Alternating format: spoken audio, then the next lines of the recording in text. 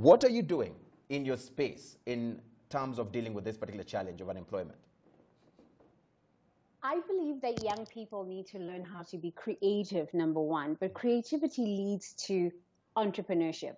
So when you use both hemispheres of your brain, at school we're taught to use the left hemisphere of our brain, which is math, engineering, science, and sometimes we're not taught to use the right hemisphere of our brain, which is creativity, which is art, which is thinking outside the box, innovation.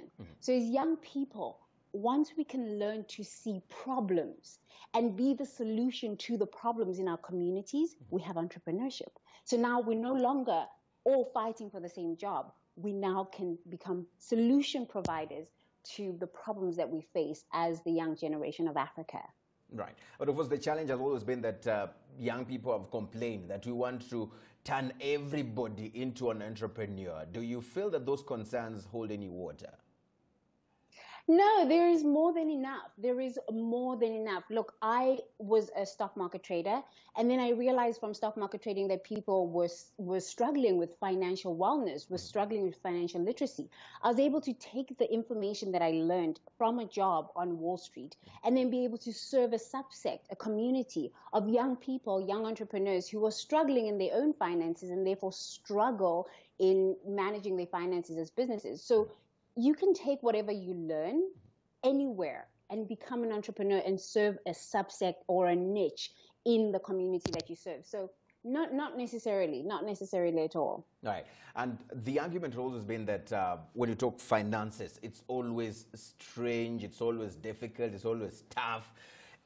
For someone who's watching this and says that I would love to be an entrepreneur, but avoid the mathematics, avoid the heavy terminologies as far as finances are concerned, do you think they can make it if they want to go that direction? Of course, of course. Money is a very sacred energy, but also it's a part of our daily life. You can't do anything without money. So I say if you can count to 100, literally you can trade the stock market, you can run a very successful business, and you can buy food. Because money basically is energy, right? So when you give of your services, you accept money. When you want services, you get money. So we're already part of the money game.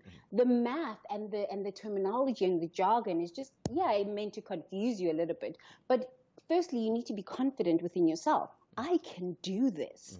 And once you accept that you can do it, money becomes easy. Right. Yeah, money totally. becomes easy, totally. Thembi, I want to hear your thoughts concerning the role of the regulators, the role of the financial institutions in handling this whole financial literacy issue, because there's been some arguments as well that they also make life difficult for even the ordinary citizens. When they're coming up with the financial statements for their countries, it's always just the jargons. It's always just the tough things. Why do we think that finances have to always be difficult? Is there anything that the policymakers or the financial institutions can do to make life easier for the public and for entrepreneurs?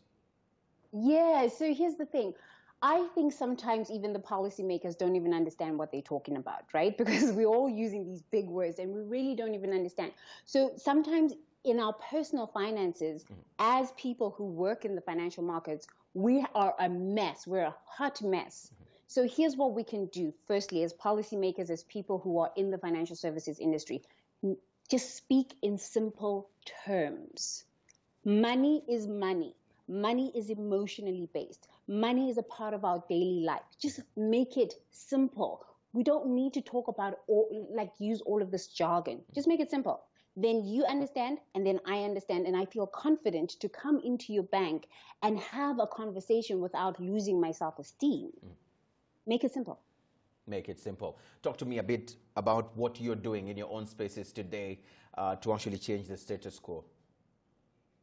I've been working with young entrepreneurs and teaching them basic financial literacy, budgeting. How much money do you have at the end of the month, at the beginning of the month? And how are you going to use that money to pay for food, to pay for rent, to pay for all of your basic needs? Not your wants, but your basic needs. Once you have your basic needs, now you can start saving to become a better entrepreneur. When you make money in your business, manage your cash flow, because without cash flow, your business is dead. So it's, yes, the financials of the budgeting and the saving and expanding our business through cash flow, but also the emotional aspect. Money makes us all crazy. It makes us go kind of crazy. So just teaching young people how to manage the emotions that go with money, the anger, the fear, the joy, all of it all. Right. Yes. But Thembi, they will argue with you and they'll tell you that you want me to save. Save what? I do not have even the money itself. Some of them are living from hand to mouth. I mean, check to check. I mean, so they'll say you're not being realistic when you say this. Yes, true. Some of us are living in that space. But when we learn how to manage the anger around that money, that I am living hand to hand or hand to mouth, now we can find creative ways to make more money. When I grew up in a one-car garage, there was sometimes a week with no money. But I always used to know, if I can buy 5 tomatoes, 10 tomatoes, and go and sell them to the neighbors, I would make more money. And from that money, I would have cash flow, and I would be able to buy more with the profits that I make. So I believe that we have no money because we are sometimes unwilling to be creative.